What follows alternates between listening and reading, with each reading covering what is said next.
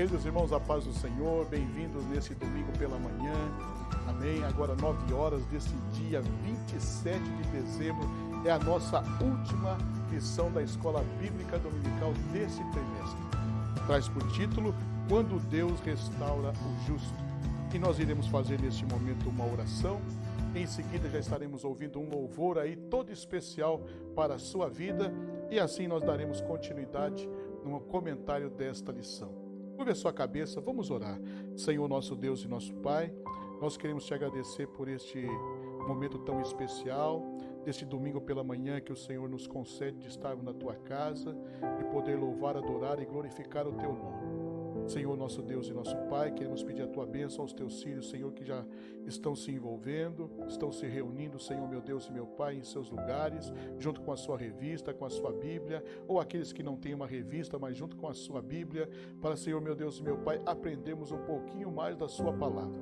Fala conosco nesta manhã, fala de maneira poderosa. Queremos te agradecer, Senhor, por esse trimestre, pelo comentarista, Senhor, meu Deus, meu Pai, desta lição, tão importante que foi para as nossas vidas e tem sido. Continua conosco, nos ajuda, Espírito Santo, fala a cada vida, a cada coração, despertando-nos diligentemente para o conhecimento da tua palavra. Pedimos, pois, a tua bênção e te agradecemos, em nome de Jesus. Amém. Eu saúdo a igreja com a paz do Senhor. Nós vamos louvar ao Senhor com o hino 484.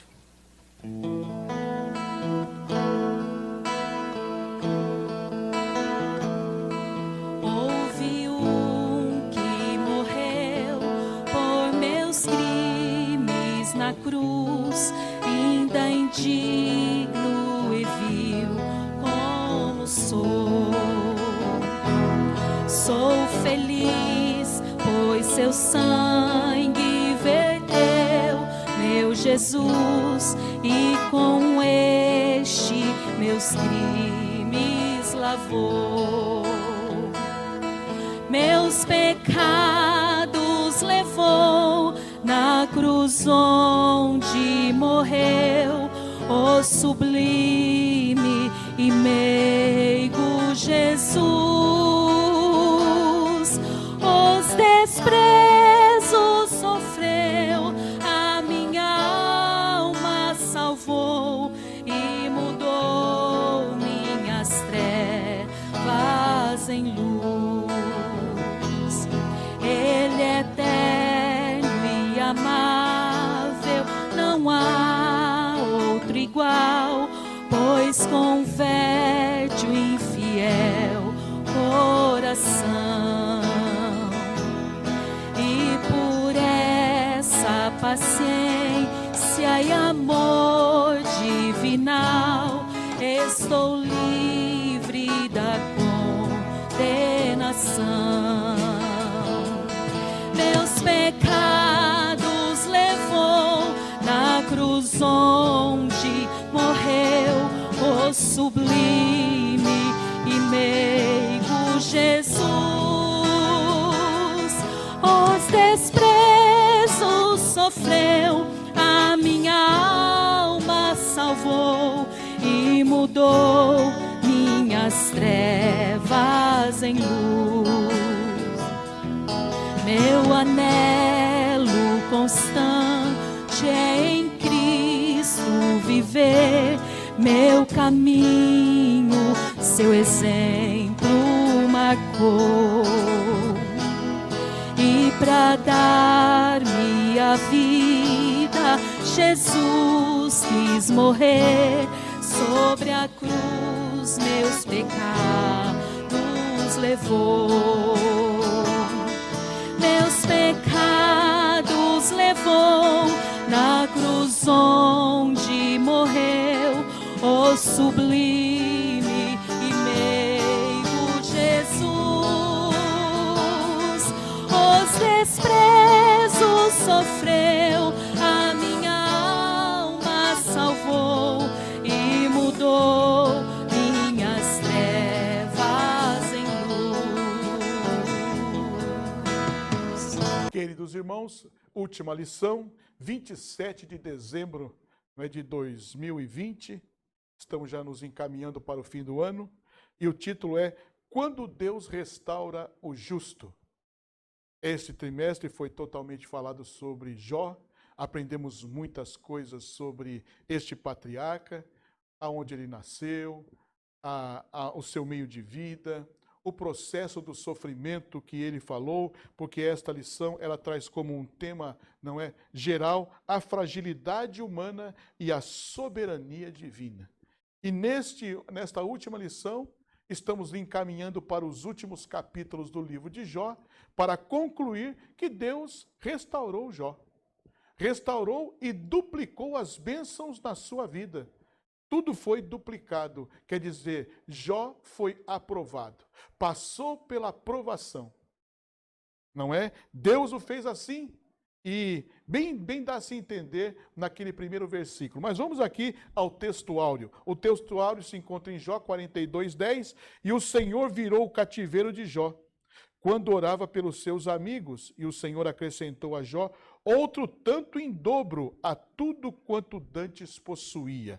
A verdade prática, a restauração do ser humano acontece em razão do amor e da misericórdia de Deus, e não como consequência do esforço pessoal, piedade ou atos de bondade. Muito importante esta verdade prática, não é? Olha, a restauração do ser humano acontece em razão do amor e da misericórdia de Deus, e não como consequência do esforço pessoal, piedade ou atos de bondade.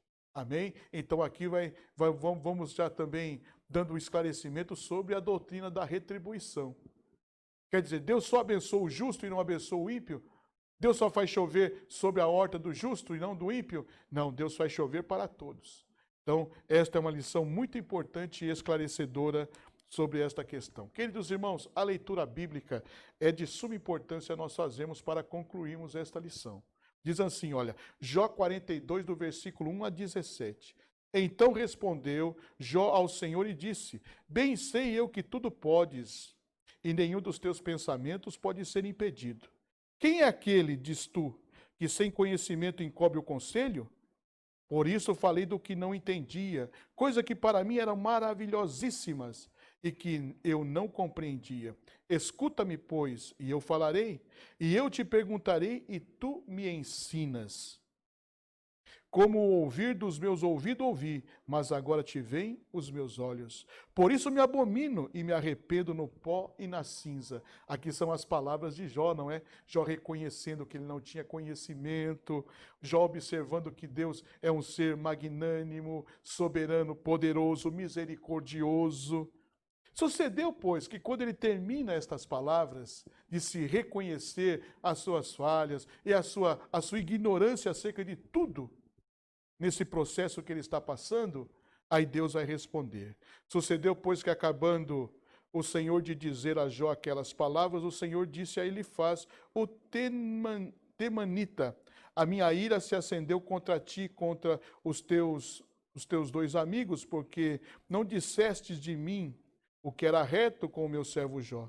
Tomais, pois, 7 bezerros e 7 carneiros, e ide ao meu servo Jó, e ofereceis holocausto por vós, e o meu servo Jó orará por vós, porque deveras a eles aceitarei, para que eu vos não trate conforme a vossa loucura, porque vós não falaste de mim o que era reto, como o meu servo Jó. Amém? Então Jó reconheceu, compreendeu, se assentou. E aqueles homens, meus irmãos, eles tinham o conhecimento prático de Deus. E nós sabemos que na questão de Deus, a revelação, ela é todos os dias. Ela é construída à medida do nosso relacionamento com Deus. Amém? E isso é muito importante nós termos esta compreensão. Porém, eles poderiam se reter de falar aquilo que eles não sabiam. Mas eles não se retiveram, falaram, e ao falar pecaram. E machucaram muito a quem a Deus estava provando. Então foram Elifaz, o Tenamita, Bilbade, o Zuíta, Zofar, o Naamamita, e fizeram conforme o Senhor lhe dissera, e o Senhor aceitou a face de Jó. E o Senhor virou o cativeiro de Jó quando orava pelos seus amigos. E o Senhor acrescentou a Jó outro tanto em dobro, e tudo quanto dantes possuía. Então vieram a ele todos os seus irmãos, E todas suas irmãs e todos quanto Dante o conheceram e comeram com ele pão na sua casa, e condoeram com ele e o consolaram de todo o mal que o Senhor lhe havia enviado.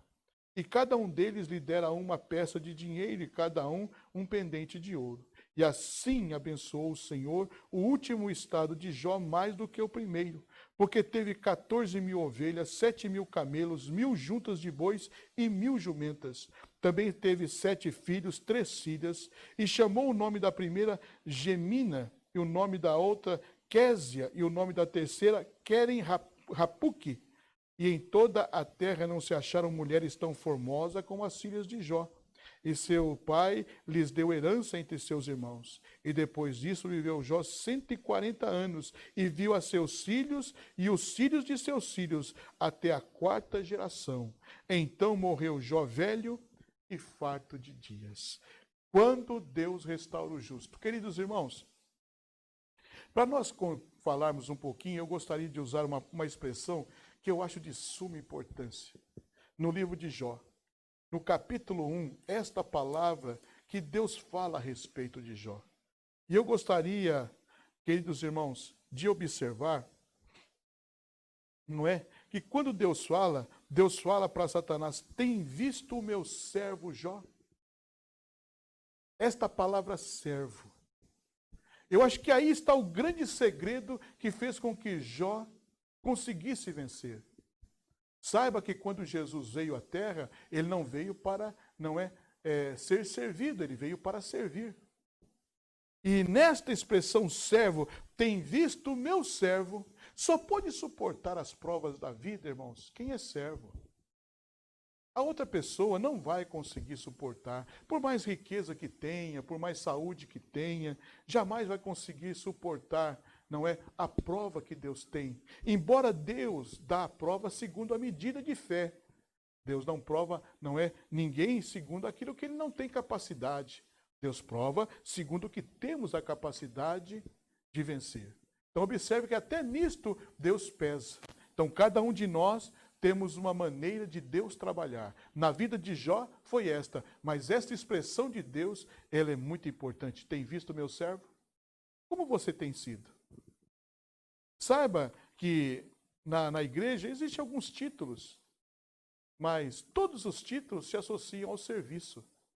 Não adianta ter o título sem o serviço. Então, você só se torna, favorável ao título quando você serve. E isto é que dá valor.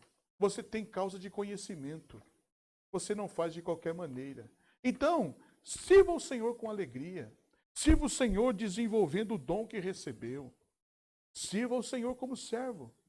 Como servo que tem a capacidade de superar todas as circunstâncias que se enfrenta. E hoje no reino de Deus não é diferente. Tem muitos dissabores no caminho, muitas coisas que vão acontecendo que você não entende, que você acha que é até um descaso, que você foi desrespeitado. Mas o servo, ele supera tudo isso, porque é servo. E nesta atitude, Deus lhe abençoa. E ele vive o quê? Uma vida capaz de enfrentar todos os segmentos da vida. Então, nesta última lição, quando Deus restaura, que gostoso falar desta lição. Que gostoso falar, quando Deus abençoa de novo, quando Deus levanta. Mas o processo, cada um passa segundo a medida de fé que tem. Jó era servo, e por ser servo, conseguiu vencer. Nem na sua mais profunda loucura, ele blasfemou de Deus. E se até blasfemasse na loucura, não seria aceito e ignorado, porque na loucura não se tem sentido do que fala. Às vezes nós estamos assim também, Quando ficamos nervosos demais, a gente fala até coisa que não deveria de falar. Então, seja servo. Porque o mesmo servo, depois que cai em si, ele vai, pede perdão, reconcilia, acerta a situação. Aqueles amigos de Jó, eles estavam meio arrogantes, meio prepotentes, meio querendo defender Deus. A culpa é do teu pecado. Esta enfermidade veio porque você fez alguma coisa errada. E não era nada disso que eles falavam. Então Deus vai trabalhando no processo da vida, mas no processo da vida, nunca deixe de ser servo. A introdução, queridos irmãos, diz: nesta última lição trataremos sobre a restauração de Jó. Veremos que ele dá que ele se dá quando ele se humilha diante de Deus e intercede por seus amigos.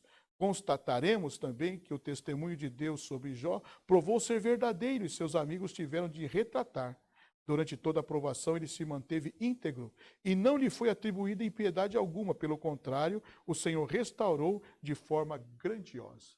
Então o comentarista da lição está abrindo esta sessão, não é? E trazendo de forma sintética tudo o que se passa nesse trimestre inteiro. Tá certo? As retratações dos amigos de Jó, o comportamento, não é, de Jó, de Deus para com Jó, de lhe dar tudo novamente, dobradamente, tá certo? Então esta lição, queridos irmãos, ela está dividida em 3 tópicos. A primeira é a humilhação de Jó, a segunda é a intercessão de Jó e a terceira é a restauração de Jó. De cada tópico desse, nós vamos tomar somente algumas palavras para trazer para vocês uma síntese, tá certo? Para esta questão. Porque cada tópico tem seus subtópicos. Por exemplo, na humilhação de Jó, o primeiro subtópico é Jó humilhado. A reverência e submissão. A última, uma experiência viva com Deus. É nesse que eu quero falar sobre a humilhação de Jó, uma experiência com Deus. Diz assim o comentarista: a postura de Jó diante de Deus muda drasticamente. Ele ainda continua a se dirigir a ele, mas não dá da mesma forma que fazia. Agora a sua atitude é humilde, reflexo de uma experiência viva com Deus, conforme descrita nas seguintes palavras: com o ouvido dos meus ouvidos ouvi, mas agora te veem os meus olhos. Jó 42:3. Para Jó, Deus era conhecido apenas de ouvido, mas agora o patriarca viu o Criador. Essa experiência mudou-lhe a forma de ser. Segundo o teólogo Roy Zuck, Jó possuía um conhecimento de Deus apenas por tradição, de segunda ou terceira mão, mas agora ele o conhecia por meio da experiência pessoal. Não podemos nos contentar com um conhecimento teórico acerca de Deus, mas devemos experimentá-lo. Quando temos experiências vivas com o Altíssimo, renunciamos o nosso achismo, confessamos nossa miséria no pó e na cinza, rejeitamos o nosso orgulho e rebeldia. Deus é glorificado em todas as áreas da vida. Então, nesta humilhação de Jó, Jó agora, não é, vai falar um pouquinho mais. Antes eu só ouvia falar. Quantos crentes hoje não indo só pelo que os outros falam? Irmãos, nós temos que ter cuidado em ler o Salmo capítulo 1, não é o Salmo de número 1. E lá está dizendo que nós devemos de ler as Escrituras com diligência. Porque quando lemos com diligência, somos como árvores plantadas junto aos ribeiros de água, que dá o seu fruto na estação própria e as suas folhas não caem. Hoje, meus irmãos, nós estamos sendo levados porque parece que estamos sem tempo. Não, você tem que voltar para as Escrituras. Nela está a palavra de Deus. Erreis por não conhecer as Escrituras nem o poder de Deus. O meu povo está morrendo porque lhe falta o conhecimento. Então, como que eu conheço a Deus? Aproximando-me da Bíblia. E agora, acima, queridos irmãos, não é desta questão da Bíblia, que é um livro de prática, de fé diária nossa, nós temos a nossa experiência particular na nossa vida com Deus. E isso se faz aumentar no nosso conhecimento de Deus. Então, tudo o que aqueles homens tinham, simplesmente eram as histórias e o conceito prático da vida. Mas agora Jó teve uma experiência particular com Deus. E não é somente no sofrimento, porque às vezes nós pensamos que nós só aprendemos de Deus no sofrimento. Não, em todos os momentos nós devemos de aprender de Deus. Inclusive Deus tem um conselho acerca disto, não é? Quando Ele fala que nós devemos de buscá-lo quando somos jovens, na força da nossa juventude, porque virá dia que nós não vamos ter prazer em buscar a Deus, pelo tempo da idade, pelo enfado do dia e do tempo. Então seja uma pessoa, meus irmãos, que se envolva com a palavra e que cresça no conhecimento de Deus, numa perspectiva pessoal, diária e constante com Deus. É só esta vida com Deus que vai fazer com que você vença todos os obstáculos e pecados deste tempo. Amém? Jó, então, teve esta experiência com Deus. Na terceira, é a intercessão de Jó. Começa com o seu subtópico, a ira de Deus, o pecado dos amigos de Jó, a oração de Jó. Vamos ficar com a oração de Jó. Amém? A oração de Jó. Deus dirige-se aos amigos de Jó e aconselha-os irem ao patriarca para que este interceda por eles. Deus não estava a fim de ouvir a oração daqueles homens, porque eles falaram coisas que não eram de seu conhecimento. Irmãos, quando a gente não tem conhecimento, é melhor a gente ficar quieto. O provérbio diz assim que quando não é o sábio se cala, quando a gente se cala, se passa por sábio. Então nós temos que às vezes ficar quieto no silêncio da vida e observar o que vai acontecer. Nós não somos de palavrório, irmãos, de palavrerias. Não, nós temos que ser prudentes, principalmente no tratar com o próximo, com o ser humano. E infelizmente nós vivemos um tempo, meus irmãos, de gostar daquele e de não gostar daquele outro. Vivemos um tempo assim, não deveríamos de ser assim, não é? Somos pessoas que vai colocando as pessoas que gostamos e não gostamos. Individualistas nós somos. Então Deus não aceitou a oração daqueles homens e só aceitou o sacrifício porque quem intercedeu foi Jó. Então observe que quando eu e você temos uma experiência com Deus, Deus nos dá o privilégio de ser intercessor. Assim como Jesus intercede diante do Pai, eu posso ter uma oração intercessora diante de Jesus. Quer dizer, me colocar no lugar da pessoa que está sofrendo na presença de Deus. E Jó vai fazer isto. Esse episódio mostra que uma teologia errada, evidentemente, conduz para uma crença igualmente equivocada. Os amigos de Jó defenderam Deus de uma forma enérgica e sincera, mas errada. O sofrimento do patriarca não veio por uma punição, mas como provação. A fidelidade de Jó foi provada por Deus e ele foi aprovado pelo Criador, pois continuava íntegro e com seu caráter reto. Conforme sua humilhação, demonstrou agora este homem, outrora acusado de pecador pelos seus amigos, o socorrera por meio da oração. Outra coisa, orar. E Jesus diz que nós devemos de orar até pelos nossos inimigos. Quer dizer, temos que ser abrangentes nesta questão. Temos que ser, meus irmãos, imparciais nesse negócio. Nós gostamos somente daquele que gosta da gente? Que valor tem isto, irmãos? Não, temos que gostar daquele que não gosta da gente. E também dar testemunho da própria gente, para que estes pensamentos, não é? Que estão dentro dele acerca da gente, sejam tirados. A questão da primeira impressão, não é? A primeira impressão é que fica. Não, às vezes a primeira impressão não é tudo aquilo que você se aceita. Você fez um quadrado e fala assim, se ele não fixar nesse quadrado, eu não vou aceitar. Mas de repente você vai caminhando, você vai vendo as potencialidades e a beleza do outro ser. Isso é divino. Amém? Então Jó aqui não menospreza. Jó considera e apresenta. E o Senhor aceita o sacrifício. Até a medida do sacrifício Deus deu para eles. Então observe que a oração de Jó alcança o coração de Deus. Amém? Porque Jó venceu na prova. Esta prova que você possa estar passando e que não está passando nesse tempo, não é? Possa ser um veículo de Deus? Talvez. Mas aqui nós vamos ver que não é esse o caminho de Deus. Porque Deus não é de toma lá da cá. Não, Deus tem os seus caminhos e os seus caminhos são amplíssimos. Ele tem uma maneira de trabalhar muito acima do que possamos imaginar. Então a oração de Jó se dá num momento crucial. Ele apresenta seus amigos diante de Deus. Deus perdoa, tem misericórdia e os cura. Que coisa gloriosa, não é? Passar pela prova. E Deus vai vendo as atitudes do final. Quer dizer, é quando você já está vendo a fita que você vai cortar no peito. Estamos chegando no final. O terceiro tópico é a restauração de Jó. E a restauração de Jó tem 2 subtópicos. A restauração moral e espiritual. Deus restaurou tudo isto de Jó. E a última, a restauração social e material, que é esta que eu quero ficar. Tá bom? Para concluir esse pensamento desta lição. A restauração de Jó também aconteceu nas dimensões sociais social e material. Jó 42:11.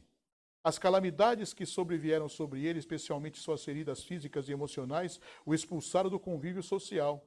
Ele suportou sozinho o que pensava ser um julgamento de Deus. Mas agora todos veem a graça divina derramada de forma abundante sobre ele.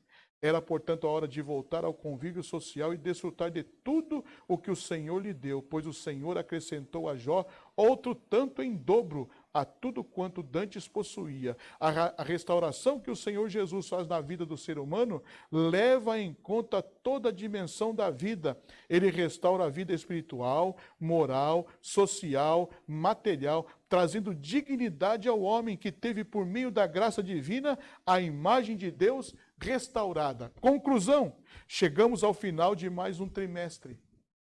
Aprendemos que nem mesmo os ímpios são punidos e nem sempre os justos são recompensados, mas Deus julga os perversos e abençoa os justos, pois todos fazem parte de um universo governado por leis e princípios morais. Todavia, isto não é tudo. Deus é soberano e pode atuar fora das linhas que habitualmente acreditamos que Ele opere. Assim podemos aprender que Deus não nos prova porque deseja nos punir, mas porque nos ama. Ele deseja demonstrar ao seu adversário, o diabo, que os homens podem servi-lo sinceramente, sem uma relação de troca. Observe bem esta palavra, relação de troca. E é isso que muitas denominações têm feito hoje. Troca. Sinceramente, vocês vão me dar desculpa, mas eu vou falar aqui uma coisa para vocês. Eu, na minha perspectiva com Deus e com as Escrituras, esse negócio de denominar culto. Vamos fazer o culto do empresário. O culto não sei do quê. O culto não sei do quê. Que culto, irmãos? Culto não se faz ao empresário, culto não se faz ao homem e à mulher, culto se dá a Deus. Agora, neste culto a Deus, que Deus recebe, Deus cura, Deus salva, Deus liberta, Deus levanta, Deus abate. E os homens hoje em dia, eles buscam, não é, caminhos para ganhar a mente, e parece uma coisa bem certinha. Mas é muito sutil para pegar seus defeitos. E aí vem o toma lá da cá. Eu te dou isso para que você me dê isso. Eu te dou aquilo para que você me dê aquilo. O que é isso, irmãos? Quer dizer que eu vou caminhar com Deus só pelo bem que Ele me faz? E no momento da dificuldade vou deixá-lo? Pense bem. E aqui vai um outro toque a pessoas que possuem cargos na igreja. Isso eu sempre falo nas minhas razões. Por que as pessoas, quando passam os momentos difíceis da vida, querem entregar seus cargos? Ah, não vou mais tocar na orquestra. Ah, não vou mais cantar no coral. Ah, não vou mais participar da mocidade. Ah, o regente vai entregar. Ah, fulana vai sair. Por que isso, irmãos? É justamente no momento mais difícil que eu tenho que me agarrar com Deus e eu vou abandonar? Há uma coisa que nós temos que pensar. Amém? E aqui também não existe mau agouro e jogar catiça em você, não. Em hipótese alguma. Mas demonstrar que o nosso cristianismo, às vezes, está meio deturpado. Não, vamos servir a Deus. Há uma música do Mark Swift que diz assim: tu, Satanás, que não sabes, que nas boas e nas más vou a servir o meu rei? Então, em todos os momentos da vida. É claro que existe sofrimento, irmãos, que a gente não compreende, que a gente passa. A gente não entende. Não é? Mas este entender, fiquemos quietos e continuemos com o Senhor. Continuemos na presença do Senhor. Amém? Busque um caminho seguro. Busque, não é? Uma vida com Deus. Porque Deus é aquele que restaura tudo o que estava perdido. Amém? Que Deus em Cristo Jesus te abençoe. O próximo trimestre vai estar falando sobre a doutrina pentecostal. Amém? Queremos te contar com a sua presença, não é? Também assim, de maneira também pela internet, nas nossas lives, que você possa receber esta palavra e que esta palavra possa fortalecer a sua vida. Amém? Última lição do trimestre, Deus está retribuindo, não é? A Jó, aquele que se encontrou justificável diante de Deus, que conseguiu passar pela prova e não blasfemou contra Deus, que orou pelos seus amigos e que Deus agora te dá tudo dobrado diante da ação e da atitude de Jó. Deus te abençoe. Vamos orar. Senhor, nosso Deus e nosso Pai, nós queremos te agradecer por esta tão abençoada lição e por esse trimestre, por aqueles que se envolveram, pela casa publicadora. Senhor, meu Deus e meu Pai, queremos também adorar a Ti pelos superintendentes, pelos professores da Escola Bíblica Dominical, em especial aqui do Ipanema. Senhor, meu Deus e meu Pai, aos alunos que se envolveram, Senhor, ao conhecimento de Sua palavra. Continua nos abençoando, nos ajudando e nos fortalecendo em tudo. Senhor, meu Deus, pedimos pois a tua bênção e te agradecemos em nome de Jesus. O nosso textuário da escola bíblica é: aproximando-se, enfaixou-lhe as feridas. Deus te abençoe em nome de Jesus.